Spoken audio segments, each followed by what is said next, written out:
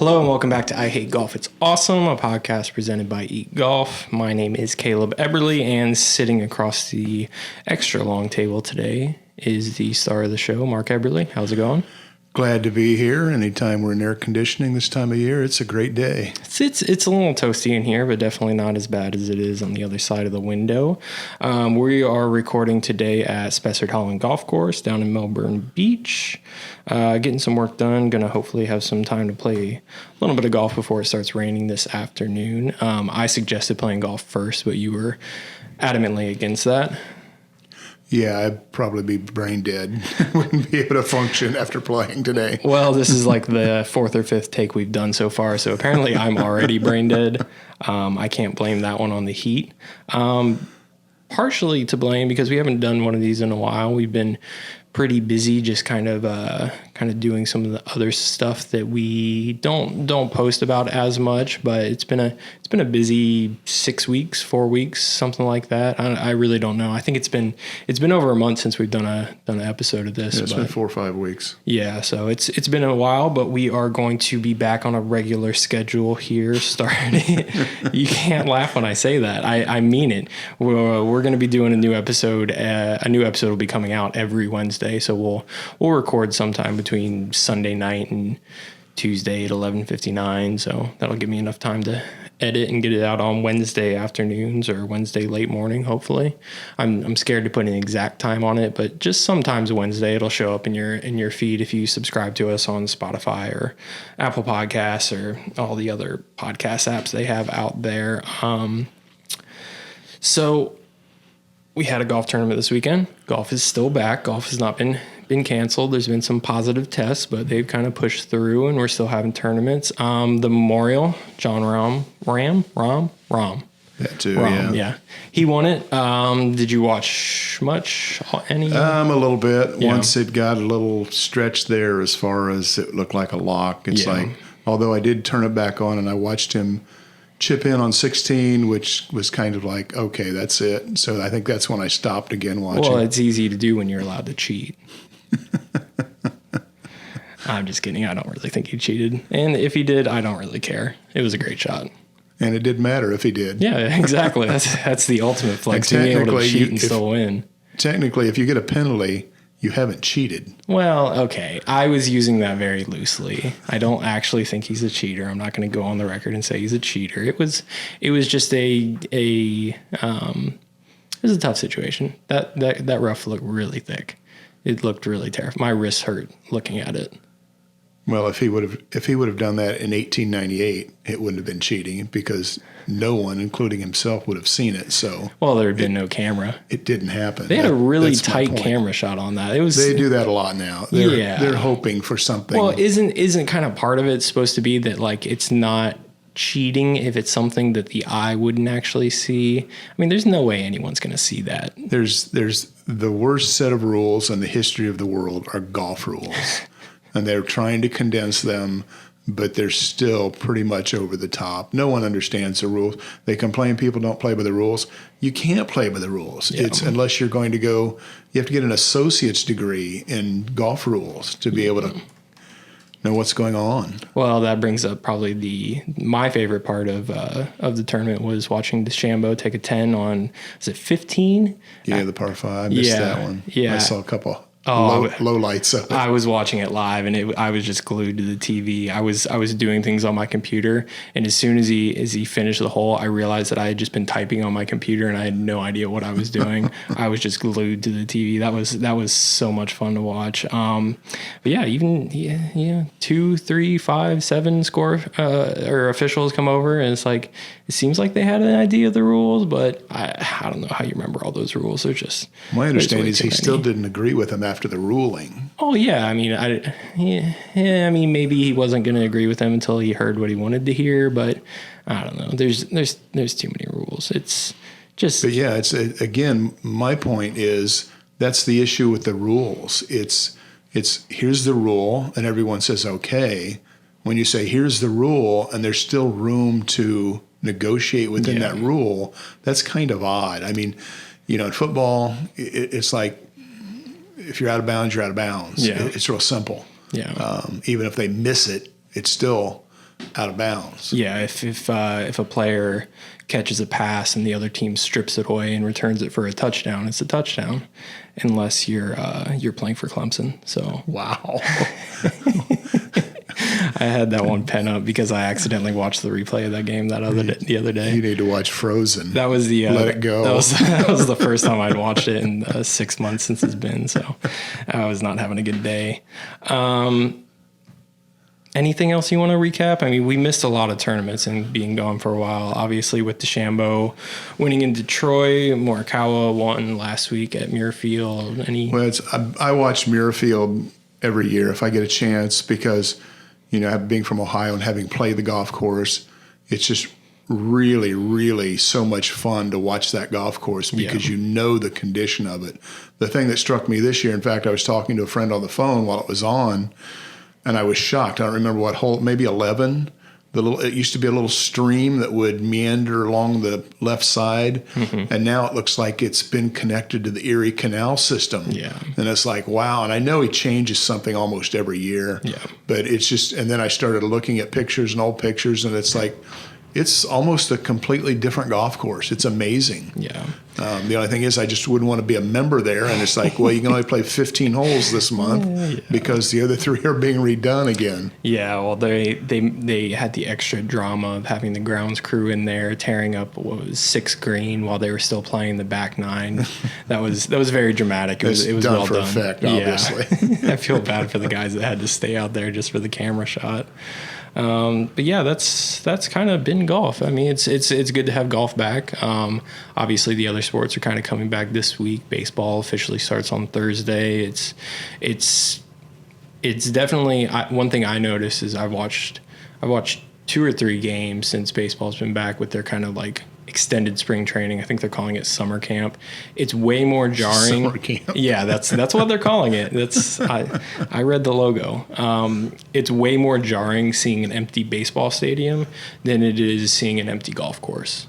Because you're used to kind of seeing, like, at least if you play golf, you're used to seeing kind of a more wide open course, but seeing just the cutouts they're putting behind home plate at some places. I think they're doing it at Dodger Stadium.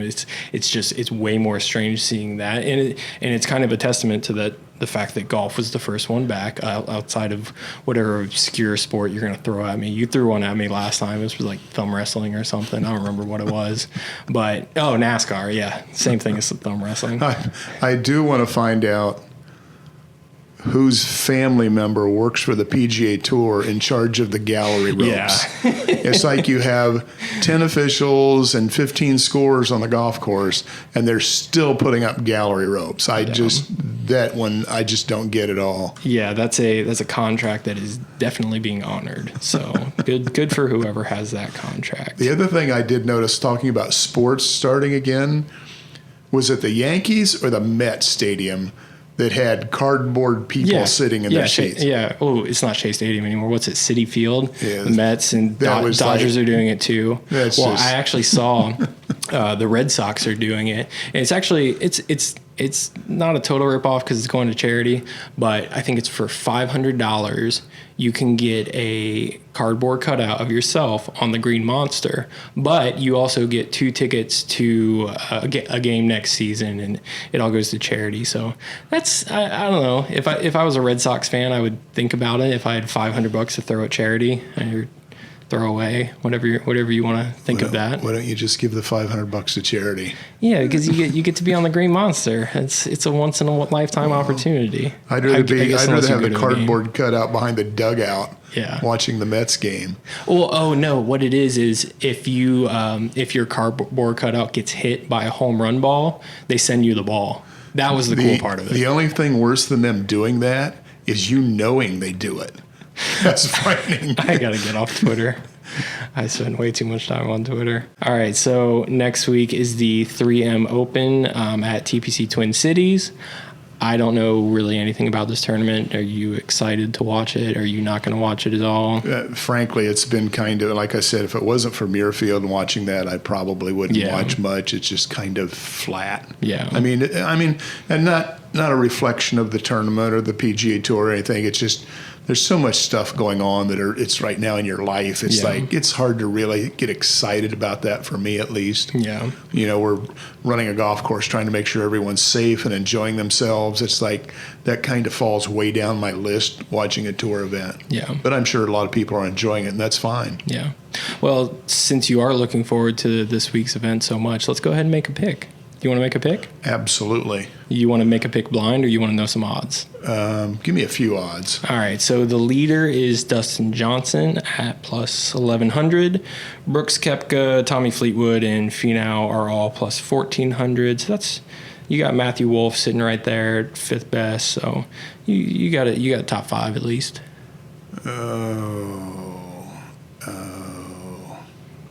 That's not. I don't think top five is going to. Give me someone middle of the road. Middle of the road. Man, I really should have had this prepared in advance. I guess I could just edit this, but that sounds like more work. Banter for a second while I try to find someone. Who's the other kid that's been in the top 10, 15 that came out with Wolff from Fitzpatrick? No. Can't think of who he is.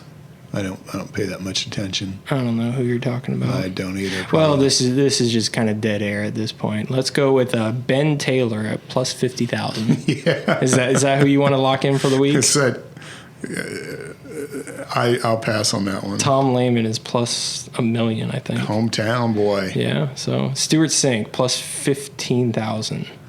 No picks. Stewart's not going to make it. All right. Well, I'm going to go ahead and make my pick for the week. I think Finau's actually going to get it done this week. You go ahead and make your pick, and then I'll pick mine. Finau had a chance going into Sunday and just kind of fell apart. The curse of the Puerto Rico Open returned. I think looking at this list, there's no one that really jumps out to me. So he had the hot hand for 2.5 days basically. So I'm gonna go with Finau at plus 1,400.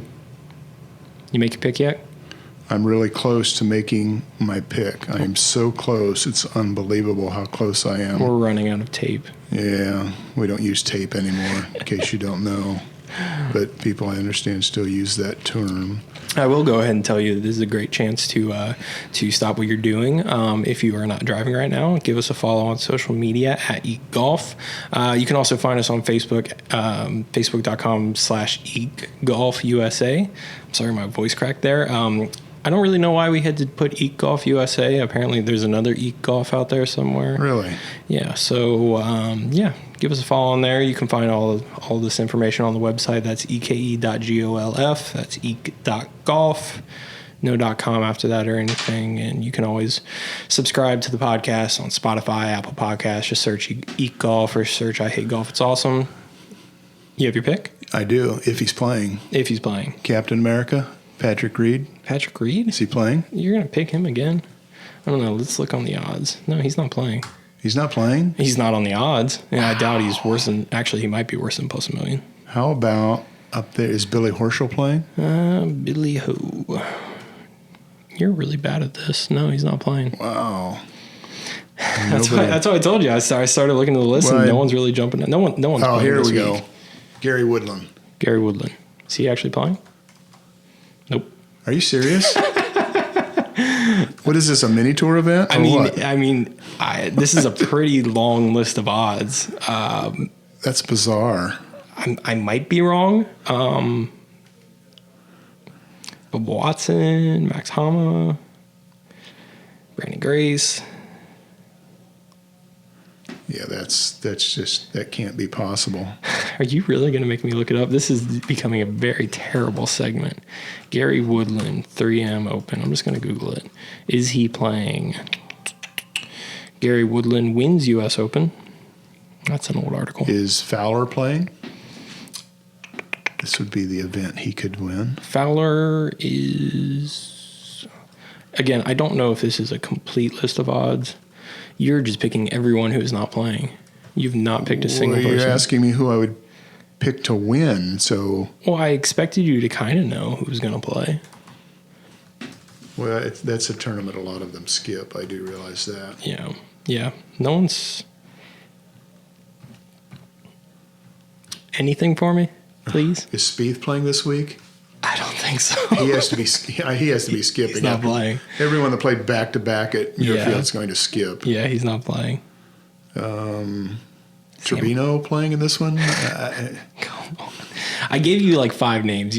I only picked one of those. Just pick someone. Okay, number 8 on your list. That's who's going to win. 1, 2, 3. Number 8 5, on your list. 6, Who is 7. It? Lucas Glover. There you go. Lucas Great Glover. pick. Yeah.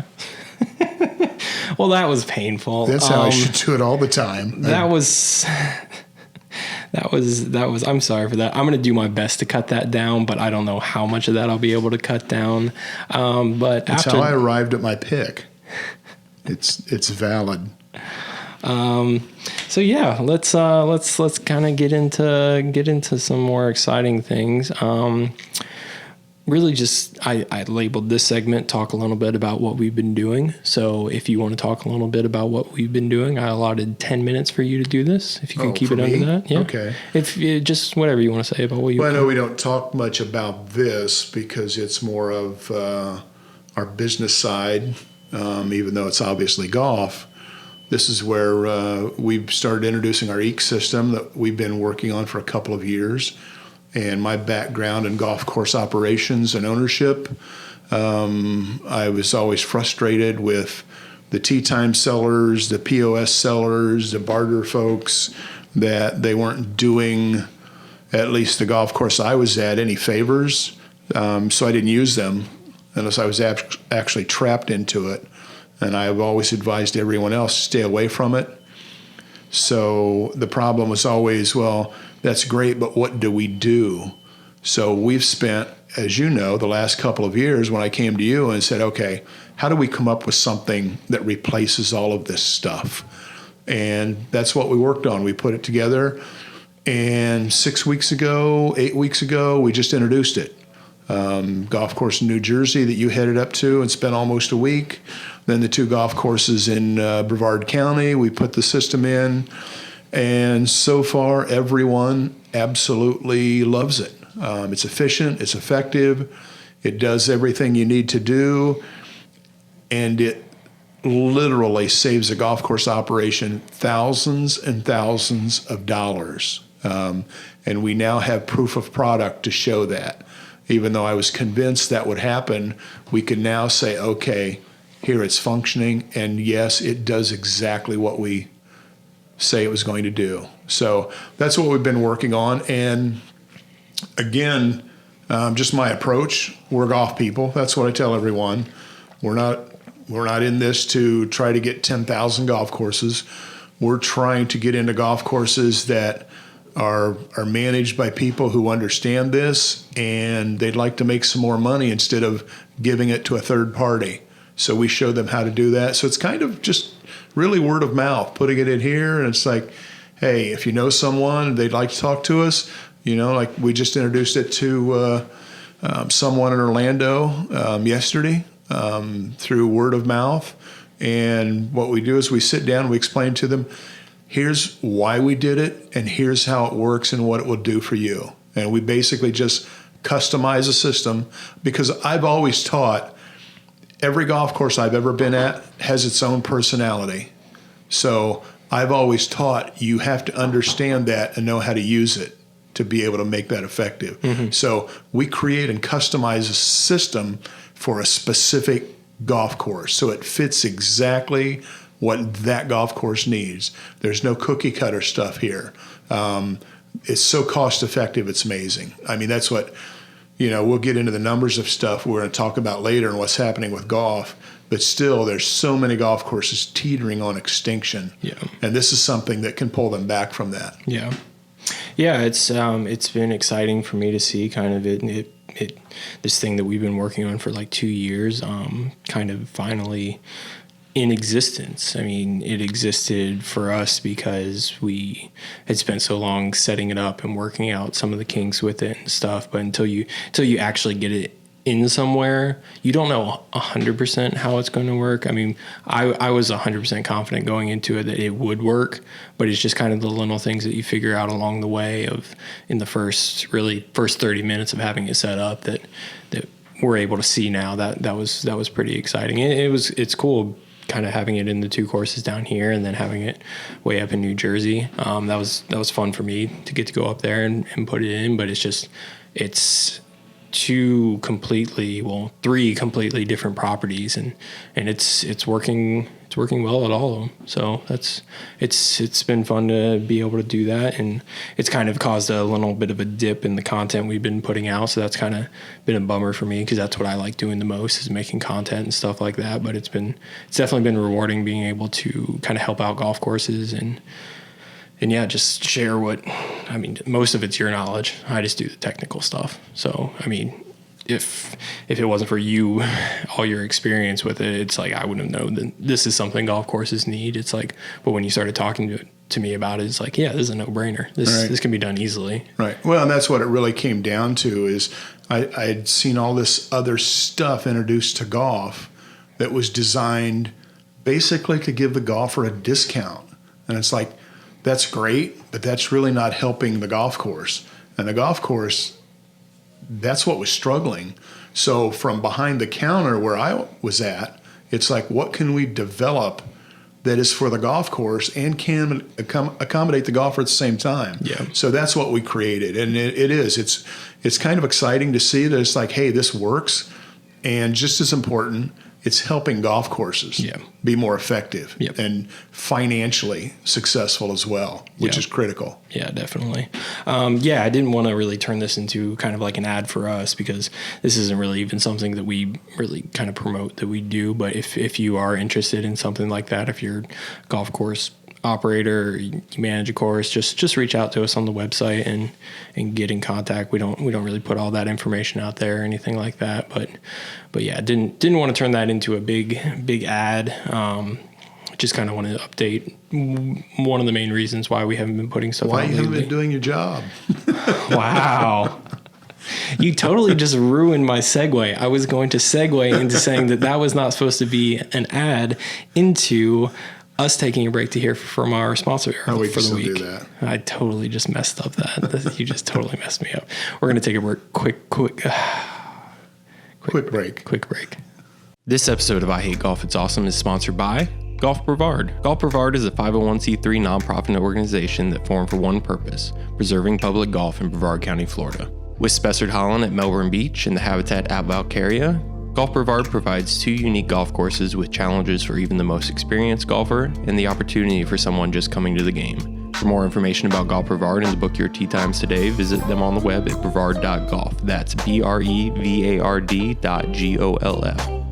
And we are back. So the main topic I wanted to bring to the table today is the boom of the golf industry and how that's relating to, basically everything shut down except for golf in most states, I would say. Obviously, some states it did shut down for a little while, but compared to a lot of businesses, a lot of other sports and events, golf is kind of one of the few things that survived the whole lockdown and everything. So just kind of want to get your thoughts on why you think golf courses are doing well, if you think golf courses are doing well right now, and what that might mean for golf in 6 months, 12 months, 18 months down the road further.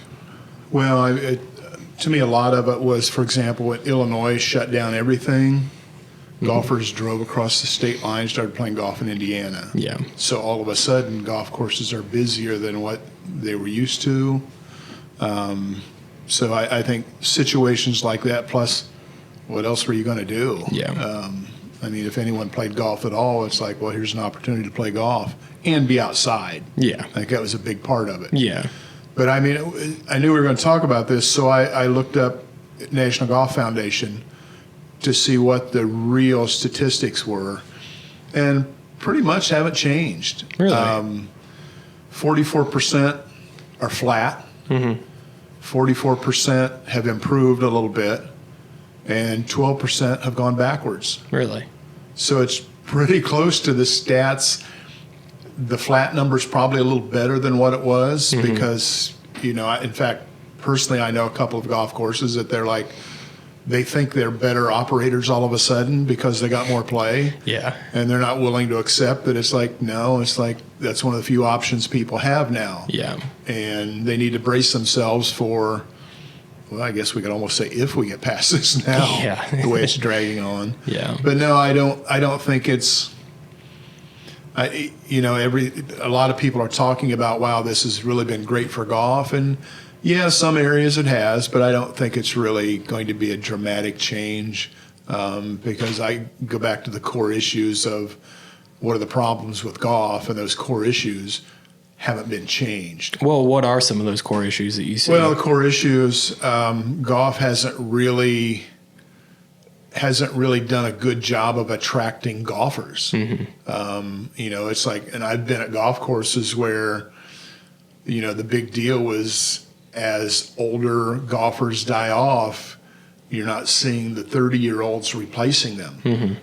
So golf has waned a little bit in a lot of areas, and that's a reflection of the statistics that have been around for a long time about golf now. In fact, the speculation is, golf was booming, 30 million golfers. They're projecting 50 million golfers, and everyone's building golf courses. And all of a sudden, we're probably back to 22 million golfers. Yeah. So something went wrong. Yeah. And to me, personally, I think a lot of it was the arrogance of the golf business and thinking, hey, we're so good. I put a key in my door, people are going to show up. Yeah. That didn't happen. There's a lot of things. And, again, I've been involved in junior golf my entire life. So I've seen the transition to where, we'd rather not have you here with the kids. We don't need them. We don't want to be bothered. Then when the great golf depression hit, it's like, well, sure, bring some kids out. We'd like to see them. Then the golf picks up a little bit. It's like, again, you feel like you're kind of in the way and a nuisance. And golf courses haven't been really good about developing junior golfers. And you've heard me say this many times. It's like, sure, the kids that are golf family members, that they all play golf and mom and dad play golf, the kids that go out there and play all the time and they get good, yeah, that market's always going to be there. It's attracting the family that's not playing golf. How do you do that? And frankly, that's where golf has failed. Yeah. It's never appealed to people. And I don't think it's because of cost, expense, because I think golf is a very affordable activity because you don't have to join the country club. There's municipal golf courses. It's like, we let kids play here free with mom or dad if they're playing. If they come out and walk by themselves, they play for $5. So and we have all kinds of programs that we create. And there are golf courses that are doing that. Yeah. It's just not across the board. Well, so would you say that you think kind of more, it's more the stigma around golf of being kind of a more expensive, more elite, the country club idea? Do you think that keeps people away, the kind of perceived cost of golf and not the actual cost of golf? Oh, absolutely. Not only that, the perception of the game itself, I think, has that stigma attached to it of it's kind of this elitist activity that is so expensive, I would never bother doing it. Or, I can remember, we were working class poor. When we showed up at the golf course, they're looking at us like we're rubes. But it was a brand new public 9-hole golf course, so they had no problem taking our $3. Yeah. $3, wow. Yeah, really. To play 9 holes walking. And I think a junior, I played for $1.25. Wow. So, but it's, and that's, the thing is, I don't think the golf world has presented, there's golf at all aspects of the spectrum. Anywhere in there, you can participate in golf. You don't have to go buy the $150 pair of slacks and the $500 driver. You can go out to the local golf course and have fun with a set of used golf clubs that you spent $40 on, wearing your jeans and a T-shirt and enjoy it. Yeah. And that's where the snobbery has come in, dress codes and I understand that. But I've run golf courses where I've had people have come to me and said, why are you letting people play dressed like that? Yeah. Well, it's like they're not naked. Yeah. You know, they've got clothes on. Yeah. And they're having fun. Why is that bothering us? Yeah. So there are a lot of issues like that. And it comes back to traditional concepts. Yeah. You know, and on the other end of the spectrum, what really bothers me is you see all this new golf stuff that to me has no value. It's like, you know, the single rider, it looks like a motor scooter with your golf clubs on it and the boards you ride. It's like, come on, really? You think that's going to do it? That appeals to that market that's already there. Yeah. That's not going to draw anyone. Yeah. Yeah.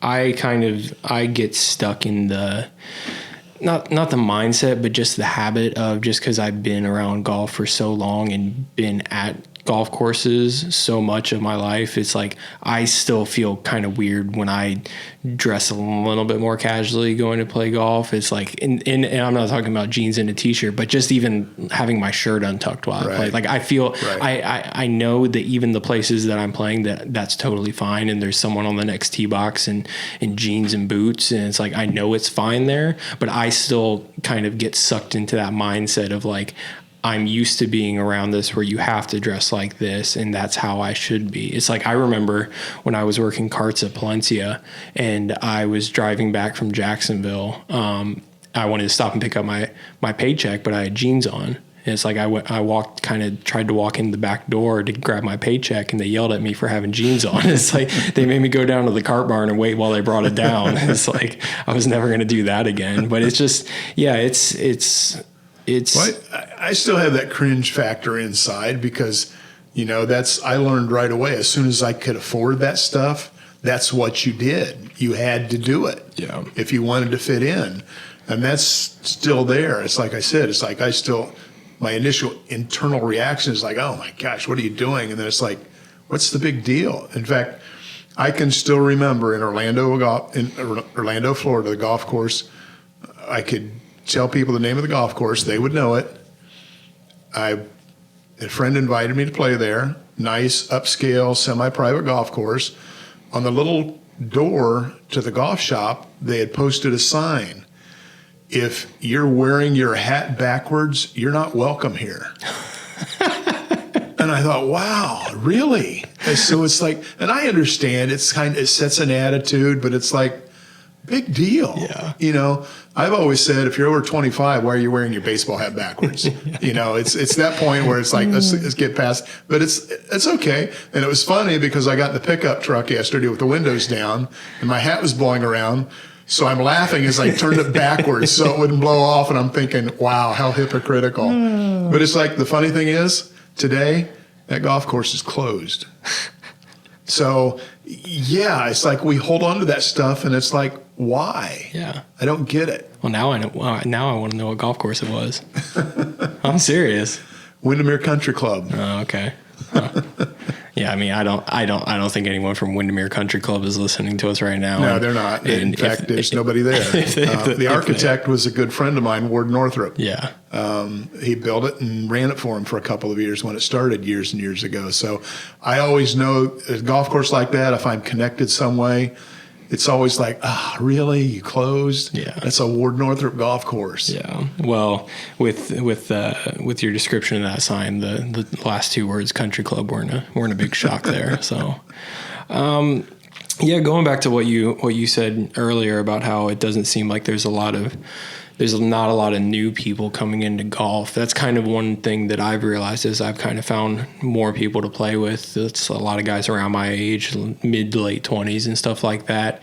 And it's not really guys that are going to play golf for the first time. They played golf as a kid, or they played in high school or in college or anything like that, and then they took some time away, and now it's like they have a little bit more time, they have a little bit more money, they can afford to. Really, the bigger part is probably the time. They have jobs where they can go play golf afterwards and stuff like that, and it's they're coming back to the game, but they're not coming to the game for the first time. Right.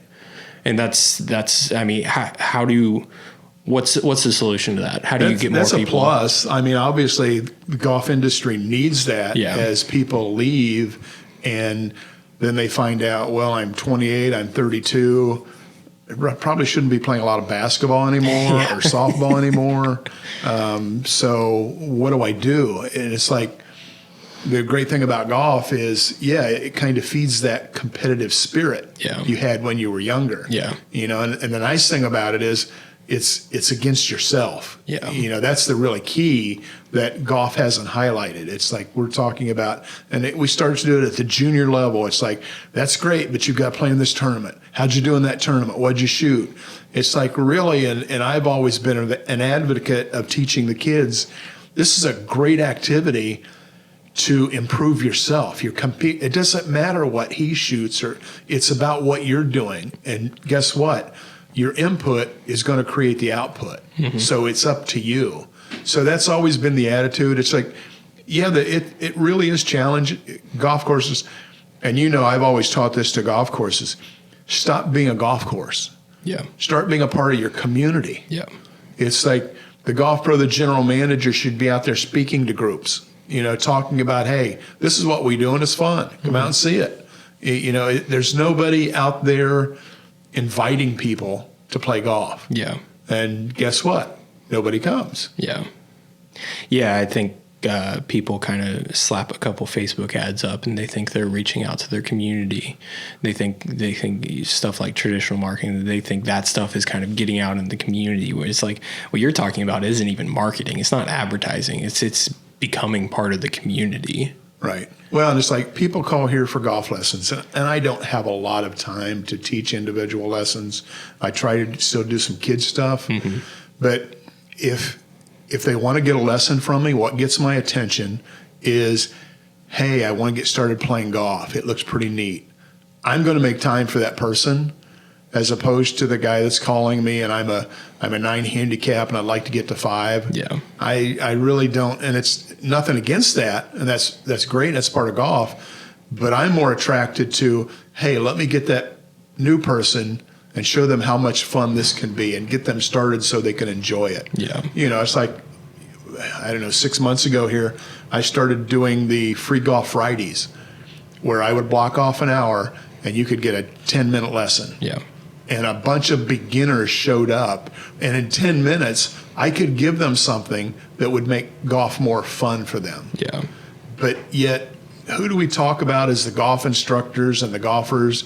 It's always, wow, who's teaching Tiger now? Yeah. Or who's teaching Rory now? That's what we always talk about. And it should be, who's bringing people to the golf course? Yeah. That's what allows Tiger to be Tiger. Yeah. You've heard me talk about this. It's like, I'm so old, I remember when Tiger started on the tour. Yeah. I still remember when he played at Scarlet at Ohio State in the tournament. It was a big draw there when he was with Stanford. Mm-hmm. So when he came out, it's like, oh, Tiger's going to change the world. He's going to pull all these people into golf.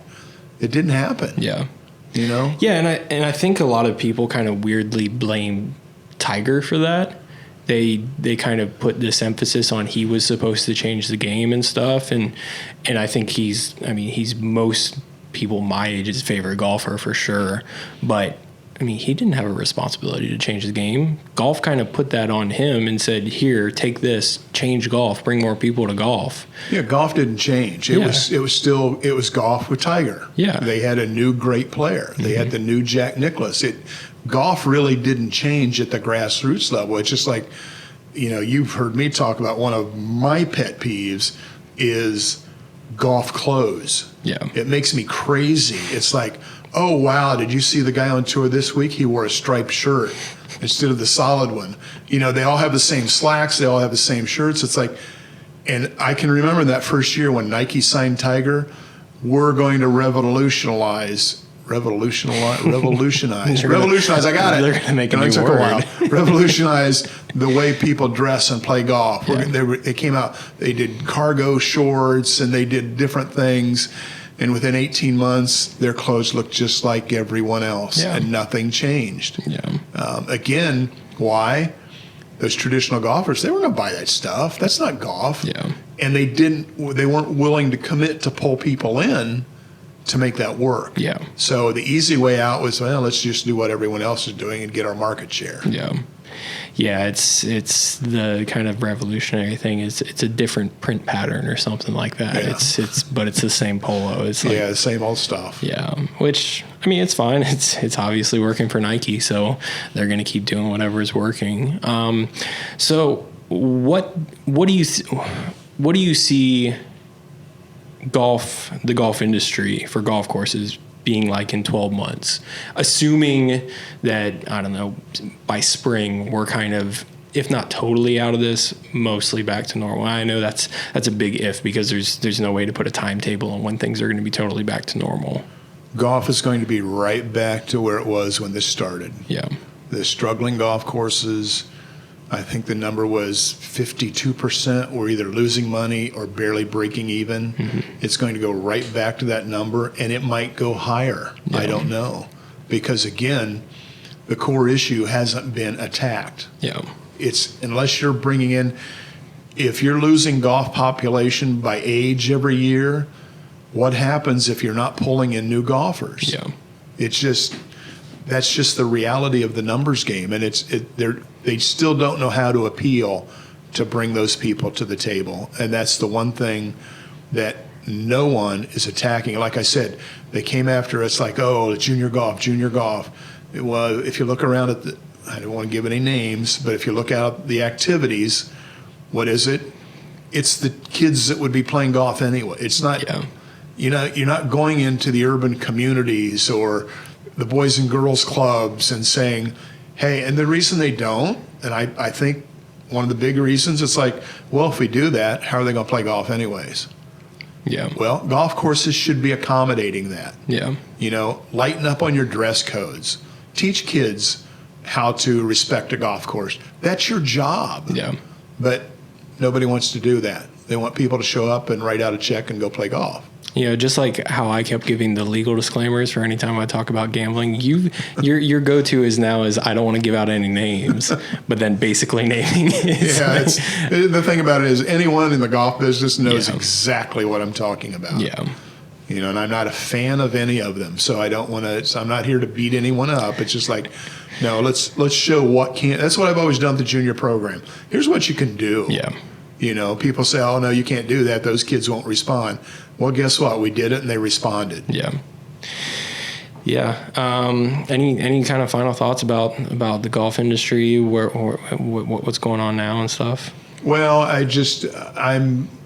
do have a major concern and my message recently is because I've been frustrated by this a lot, that it's now kind of whispered and even announced now that you don't want to be in the golf business. You don't want to own a golf course. You shouldn't buy a golf course. That's the last thing you should do. I disagree with that totally. If you know what you're doing, I think it's a great opportunity to buy a golf course and manage a golf course. The problem is, historically, there's been too many people that didn't know how to manage and operate a golf course in challenging times. Yeah. It's like back in the heyday, you build a golf course, you open the front door and your parking lot was full and everyone was a genius. Mm-hmm. Well, when that went away, then you really had to know your business and you knew you had to know what to do and how to do it and when to do it. And too many people didn't know it. So golf courses are closing. Golf courses, $2 million golf courses selling for $700,000. And it's like, oh my goodness, it must be a miserable business to be in. No, it's not. Yeah. And that's what it comes back to, what we're doing to help golf courses. That's one of the things we're targeting. It's like, no, we can help you get past that. Yeah. Well, it sounds like you want to buy a golf course, but that's a topic for another day. Yeah, really. that's we don't have enough time to go into that. So we're gonna wrap it up here. We're both kind of crammed against this desk and not very comfortably. So my metal knees don't do well in this. Your TSA approved metal knees. So we're going to wrap things up. Thank you for listening to this week's episode of I Hate Golf. It's awesome. As always, subscribe to us on Spotify, Apple Podcasts, all that stuff. All the information about Eke Golf is at eke.golf. That's eke.golf. Follow us on social media, stuff like that. Check out our YouTube channel. We're going to be putting out a lot more videos. We do release the podcast as a video. So if you're driving in the car listening to this right now, hopefully you're on Spotify and not on YouTube. But subscribe to our YouTube channel. We're going to be putting out a good amount of stuff every week. So go check that out. See if you like it. Send your friends there, stuff like that. But yeah, this has been I Hate Golf. It's awesome. And we'll see you next Wednesday.